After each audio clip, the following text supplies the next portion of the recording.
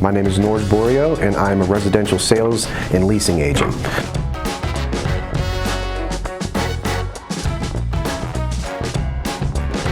Experience being a sales agent has been great. You know, one of the main reasons I got into real estate was when I bought my first house. I felt like my agent could have been better in a lot of areas looking back.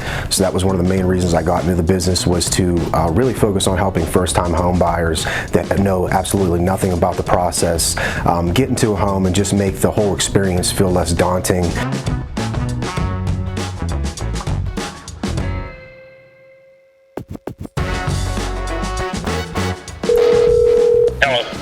Hi, is this the owner of 916 Croton Avenue in Newcastle? Yes. Oh, how you doing? My name's Norge. I'm a local realtor.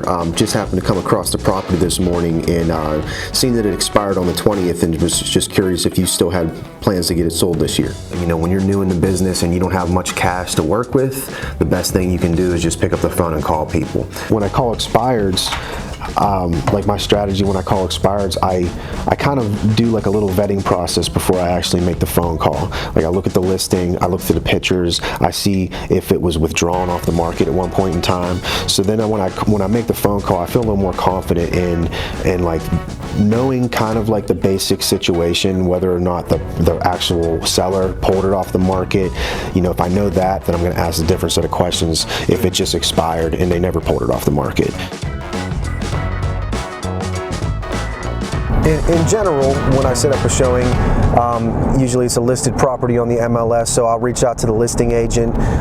You know, sometimes properties are occupied by tenants, sometimes they're occupied by the owners, sometimes they're vacant. So I got to find out what the situation is and make sure that I set up a time that's going to work for everybody.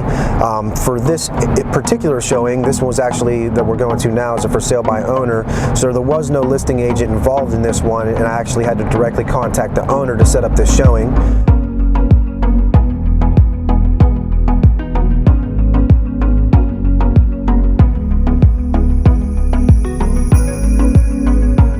So, providing the buyer, other than pertinent information on the house, I need to make sure that I'm upholding my fiduciary duties. I really need to be looking out for the best interest of my client, making sure that I'm checking property prices, pulling comps. I don't want to put any of my buyers in a position where they overpay for a property just because of the way the market is.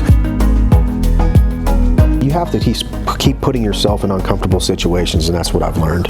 You know, if you're not pushing yourself and you're just staying in your comfort zone, you're never going to grow. Not at all. So, all in all, I've really enjoyed being in the real estate industry since I've gotten into it. You know, that first 6 months being a new agent, maybe for anybody out there that's you know, potentially thinking about getting their license and actually doing sales, the first 6 months was the roughest.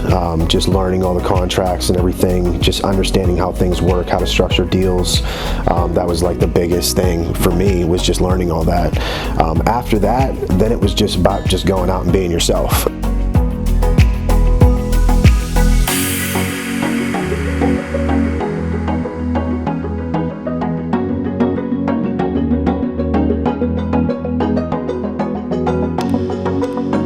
Music's always been a huge part of my life, and you know, when I was younger, I taught myself how to play guitar, and I'm teaching myself how to play piano right now.